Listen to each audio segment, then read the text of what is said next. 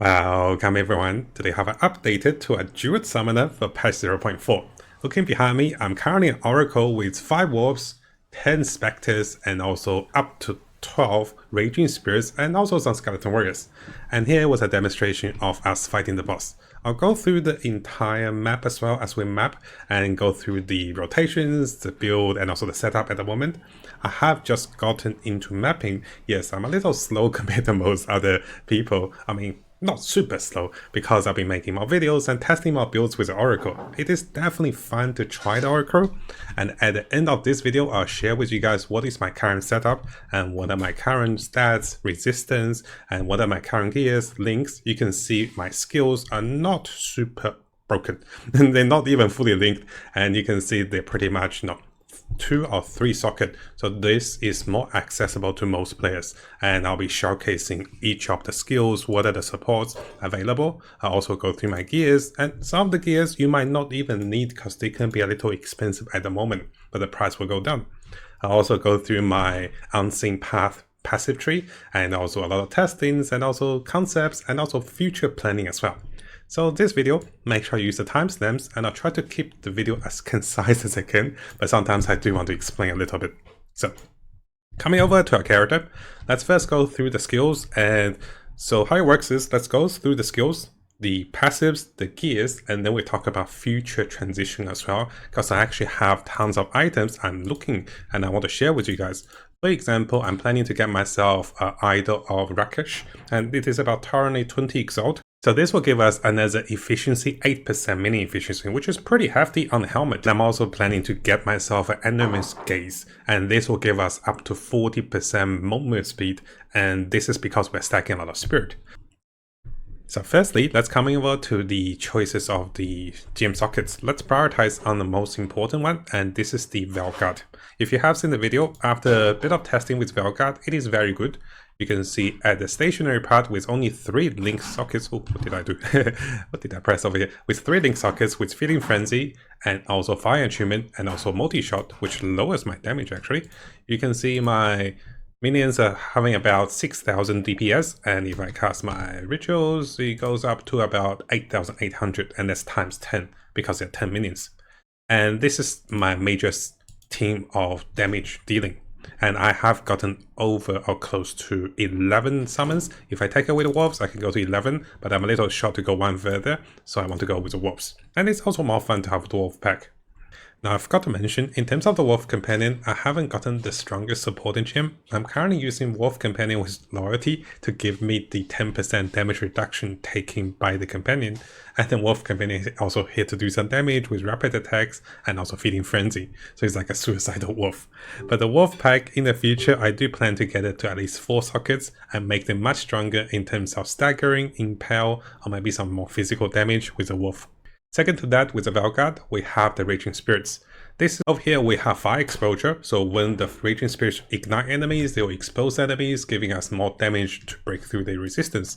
These also have Prolongation together with Armor Demolisher to more better armor breaking to stagger the enemy. For damage boost, we have Pain Offering that give us Dense Macabre and also Prolongation. Nothing fancy.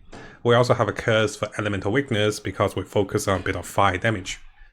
In terms of additional utility, Flame Wall here is purposely kept at lower levels. You can see this is a level 3 Flame Wall with efficiency with lower mana cost and also Fortress. You can go further, of course. I should have increased the sockets for Flame Wall. I can go with additional casting speed, which can be very good. And finally, for the Skeleton Warriors, we just want Sacrificial Lamb. So we always cast our offerings on the 2 Skeleton Warriors, and that is quite important to have the Rattling Scepter. And that's pretty much summarized everything. Now, over here we do have Unleash. Unleash here is gonna be a spell and also an attack which allows us to trigger this particular passive, which will give us 30% increased minion damage if you hit recently. To hit enemies recently, we'll be using Impale once, and this will give us a boost of damage. And this is quite nice against bossing. Most of the time we don't need that. Now that we talk about the skill gems, you can see I have not increased the links or anything, and I can comfortably do about tier 1 to tier 5 maps. I'm planning to do tier 5 to tier 10 maps, but I decided to make a max build a little bit and a bit about testing. So let's come over to the gears and also passives. Firstly, because we're going to be an Oracle, we have Unseen Path. And you can notice with my passives over here, maybe it's easier because they are lighting up. Maybe see that take away the lighting a little bit for you guys. So you can see with my passive here, the yellow lines over here on the weapon set 1, this is the normal skill passives. And you can see the purple lines over here, those are the unseen passives. And this is only obtained by becoming Oracle. So let's come over to the Oracle path. Here we have self-sacrificing. If you have seen the previous video, this doesn't actually give us 40% actual minion reserve because the deduction also works on minion reserve. So this gives us about 18 to 19% reservation efficiency. Here are some really nice bonuses over here because allies in your presence will do more damage.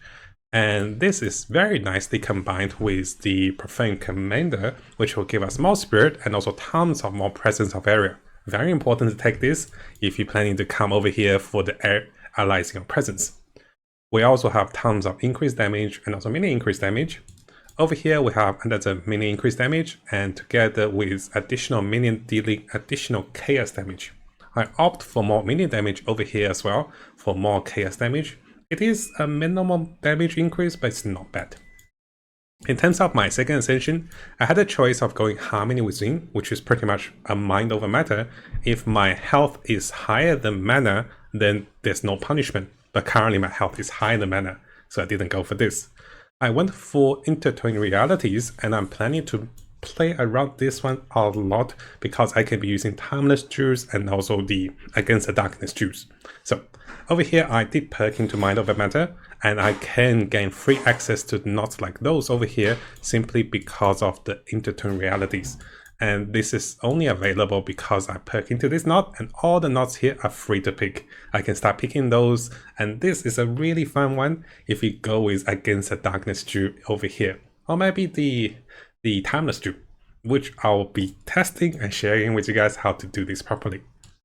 In terms of the rest of the passives, we have minion increased damage, we have minion area. Cooldown is very important for minions, especially for the Vanguard. And additional area of radius is great. We also have additional summons, durations, and also more summons for the Raging Spirits. I might take those away, and I might be putting a particular unique jewel over here. For the rest of the passes, we have lots of minion damage, we have Spirit Reservation, and here we have additional damage bonus. And I did path over here. My future plan is to come over here for minion more movement speed, attack speed, and it is actually quite important to go with Minion Revival, which I'll explain. There isn't that many Minion Revival knots because some of those were removed in this patch. So this particular passive trait, now I do want to come over to a builder's guide. Unfortunately, it's going to take some time for the Mobility builder's guide to update for the Unseen Path. So what I'll do is, same as before, I'll be perking this out on Path of a PoE Ninja, and I'll be sharing this with you guys as for the meantime. So if you're following the builder's guide, make sure you come over to the 4th section. This is the current build. The previous ones are more early game, and here we're pretty much moving to mapping. And I have the Act 4 mapping, so come over to the 4th one, and this should take over to what I'm using at the moment. I'll be constantly updating this. So, coming over to our gears. Now, some of the gears may seem a little more expensive. I actually have the trait filters available for you guys, should you want to use those or should you want to have a look. I definitely don't recommend you buy this for 15 Divine and not this one for 2 Divine. I'll teach you guys how I bought those for much cheaper just by changing the trait filters. I know people are like, obviously Matt, but a lot of people actually didn't know that you can buy like 10-20 Divine items for like 30 or 40 Exalt. So let's have a look at one gear at a time. We have the Rattling Scepter. Very important to have Rattling Scepter because you want to sacrifice your Skeleton Warriors. It's actually not easy to sacrifice your Spectres, and if you don't have the sacrifice, you can't do Pain Offering, which is a pretty hefty boost of damage, even with 2 sockets. So I am sitting on a bit of bonus spirit +2 to minion skills. This is also the same focus. For the helmet, we have +2 to minion skills. For the amulet, we have +2 as well. And I have made trait filters for you guys previously. You can look into the links below and adjust the filters accordingly. What has changed over here is I am changing my rings into Ventor's Gamble Ring. Now, you might have seen me talking about this in the previous videos. Those are very nice rings, and currently I bought 2 of those for about 5 to 15 exalt. This might seem very cheap, and let me show you guys over here. Or maybe not that cheap. So you can see I'm live searching, filtering for certain items. For example, the Ventor's gambling rings, I'm only searching for any item that is under 10 chaos and also under 20 exalt. And this allows me to see some really good ones and pick those up for cheaper. If you are not live searching, it may be a little more costly to acquire those. The trade filters will be available for you guys. So what I'm looking for is, I'm looking for over 17 spirit, I'm looking for a decent life, and also mostly positive resistance. And rarity is a bonus as well. So you can see most of those, this one has a negative fire resistance, but we can cope with that. And I bought this one for about 20, I think 10 chaos or 20 exalt, and this one for about 15 exalt. So, quite important to gain a lot of spirit because we are stacking a lot of spirit reservation over here and also on the boots. This boots is not cheap at the moment. You can search, live search for this one for about 20, 35 exalt. Oh, there's one. See, sometimes people do sell it for cheaper, but it's gone instantly. This particular boots right now is very popular among the summoners and selling for about 30, 40, 45 exalt. I bought mine for close to 1 divine because I want a better roll, but if you're live searching for 35 exalt, sometimes you can pick it up. So definitely not recommending again to buy the highest stat. I had this one because I thought this one has a good resale potential at 30 reservation. Not the biggest factor. What will be good is coming over to this chest piece. This particular chest piece is something I discovered in the previous season, that with the latest Desecrated crafting, you can roll up to 12% spirit reservation efficiency of skills, and this will reduce the cost of your minions massively. Each of my Velguard is currently costing 30 spirit instead of costing 50 plus spirit because of the reservation we have on the chest piece, on the boots, and also on the passives. The chest piece can be acquired with additional flat spirit. We can also find implicit, but this can be a little more costly. So coming over to my character, coming over to my filter, you can see those chest pieces, which I told you guys earlier, the cheaper versions are selling for 30, 40 exalt. And it comes with some really good bonus. Notice this one actually have 42 spirit and also 12% reservation. But please be careful, the required stat can be different. The chest piece I got was also 30 exalt. This has only requirement is intelligence, but some chest piece might require strength and also dexterity. If you have the spare passive stats, then it's okay to go for those. But if you do not, this may be a little troublesome. So even though those are cheaper, so please do be careful. I have the trade filters available for you guys. You can search for divines, you can search for chaos, which is quite cheap. See, 45 chaos, really decent stats. And this is 20 chaos. Definitely do not recommend buying the 18 divine, the crazy ones, because people will list a very good item and sometimes it's a little bit overpriced. But this is a pretty hefty increase of spirit and also reservation. Now, the reason I have moved away from this unique chest is that this doesn't have enough stats. It doesn't have enough energy shield, doesn't have resistance, or it does have resistance and also socketed resistance. But the inherent not gaining mana from intelligence is actually not great for my mind over meta build. Over here, my mind over meta build, I do plan to go into harmony in the future. I want to use as much mana as I can. So in that sense, this is mostly a transitional gear as I do the story, as I get into mapping. Once I get into mapping, something like this is much more helpful. Now in terms of the gloves, because I want to go mind over matter, or just mana takes damage, I'm using Gravebind, and this allows my minions kills to count as my own. And in finding, I actually haven't found any of those jewels yet. I'm looking for 2% or 1% mana recovery per kill, and I'll be stacking all of those on my jewels. You might not be able to see those over here, but I'll show you my search link because we're looking for those. I haven't bought those yet before making the video, but I'm looking for the 2% mana on kill. Once I start with those, the next step is to find those with more minion damage or minion attack speed. And this, together with tons of mana, will be my survivability. Now, in terms of the build, it is here for the stat boost. It will give us as much stat we're missing because we're using so many unique items everywhere. And for the helmet, the amulet, and also the chest piece, we care about the spirit, the reservation, and also the skill rank. So the build here is whatever stats you're missing, you'll find those over here. You can also find more mana. In terms of the shield, I do not recommend going with the Prison Guardian because initially I thought, this is my fault for not reading correctly, initially I thought 1% spirit reservation efficiency, that is amazing. I can stat so much HP and gain that, but I didn't read that it was only for buff skills. So currently those shields are selling for over 1 divine. I picked mine up fairly cheap, under 1 divine, which is lucky, but you can see they're selling for about 1 to 2 divine. And what is special about this shield is having the 50 spirit. I believe it used to be a little more spirit before, just by scaling with HP, but it's a flat 50 spirit. It is a still decent shield, especially you can get a high roll on the elemental resistance and socket for more elemental resistance. Now, in comparison, much cheaper version is to just go with a basic shield with high armor, health, resistance, chaos resist, whatever you're missing, even block chains can work. You can even valve those shield for additional sockets, additional resistance.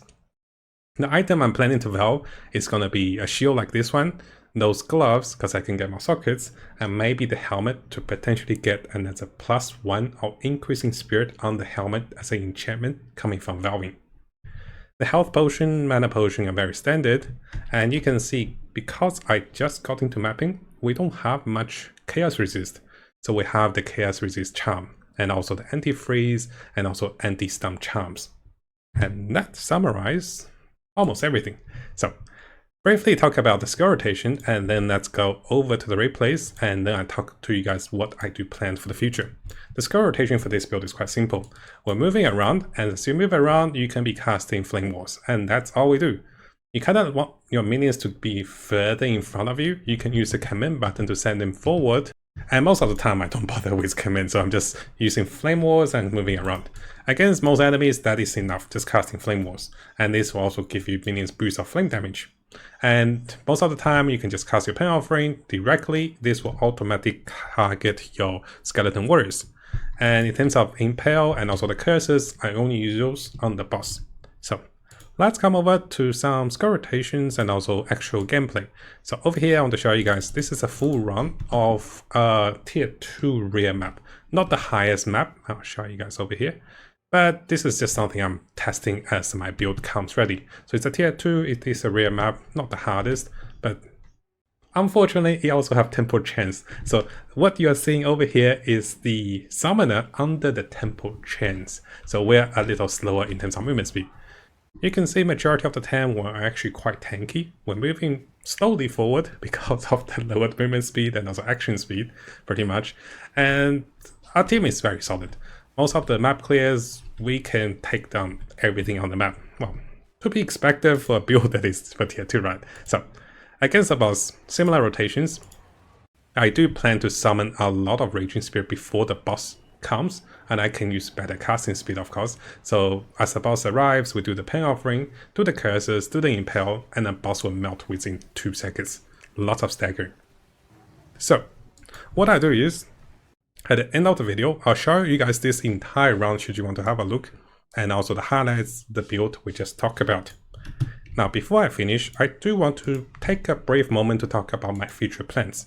I spoke about to find additional mana on kill gems, which will help me with gaining more mana. My goal is to have my mana higher than life, and then on my 3rd ascension, I do plan to go with Harmony Within. And this will mean that I pretty much don't need Mind Over Matter. And this also means I can retain my mana recovery. Now, in exchange, I can keep Mind Over Matter and not use Harmony Within as well. It is a personal choice. It is also possible to come over here to gain a ton of mana in terms of converting Energy Shield into mana, and the increased energy cost, increased mana cost is not a big deal to us. I am planning to socket a hate Timeless Jewel over here with a Kagro, which is very strong, and I will be testing that. I might be socketing against the Darkness Jewel over here. In terms of the choices of utility items, I spoke about getting this socketed onto the helmet, and also finding this one socketed onto the, not the cargo gates, the Anuma gates. Anuma. So it's this one. I do plan to socket the Anuma gates just because I'll be getting a lot of spirit. Once I have 600 spirit, I can have 40% maximum movement speed, and it is fixed at 40%, so I won't be sprinting anymore, which is good because I do stagger a lot. And in terms of the rest of the gears, you can see I am live searching, filtering for the future for +3 minion skills, and also sometimes they sell very cheap. This is why you want to live search. And here you can see some of those are selling very cheap, but people snipe them very fast. So for example, this one over here, I try to click it, and we try to go, and it's already gone pretty much. And by the time I teleport over here, it has disappeared. So I am also planning to find additional spirit on the amulet, and this can come in terms of the implicit with solar amulet and also the actual modifiers. So a lot of spirit can be found on amulet. In the future, I may be using a unique amulet, and if you guys haven't seen my previous build, this particular summoner, this is not the one that I was using. There is a version of the summoner I was actually using a unique amulet as well, which I'll share with you guys after more testing. And that should summarize pretty much everything related to the build. Now, do keep in mind guys, this build cost me about maybe close to 1 divine for all the gears that is not including the boots and also the shield. The shield was under 1 divine, the boots was close to 1 divine. So currently I'm putting about 2 divine into the build, and I should be able to clear up to tier 10, maybe tier 15. I'll have some high rank gameplays for you guys very soon to demonstrate the build in action. So let me know in the comments guys if you have any questions, and I do have future plans to make better Druid Summoner and maximize the talents coming from the Druid and also the Shaman. Also the Shaman, what I mean by that is I may be changing into a Shaman just to compare if I get the Rage on my minions. Because here, I know there's a lot of things I want to plan. Here I have Commanding Rage. I want to stack as much rage on the Shaman because Shaman can get a lot of rage, and then coming over here for more minion attack speed and also more minion damage. And that is for the future testing for this particular season. Now hopefully you guys found today's video helpful. Again, a big thank you to everyone on YouTube, especially our supporters and also those of you guys who's been supporting me on Patreon as well. And we do have a new feature on the Majestic YouTube channel. If you click onto this, you can become a member. Yes, I've added this just recently, and this will allow you to have early access to videos that is posted a few hours or even half a day earlier if you want to watch those videos a little early. But yes, this will cost money. So please be aware the membership will cost money. And if you do want to watch videos normally, those videos will still be available after 6 to 12 hours, normally on the time we post those videos. And I'll be aiming to post at least one Path of Exile video a day, and this will be including guides, tips, news update, and also the latest tricks that is discovered on both the English and also Chinese community to keep you guys updated. And if you like those videos, make sure you leave a nice comment and also leave a like for those videos.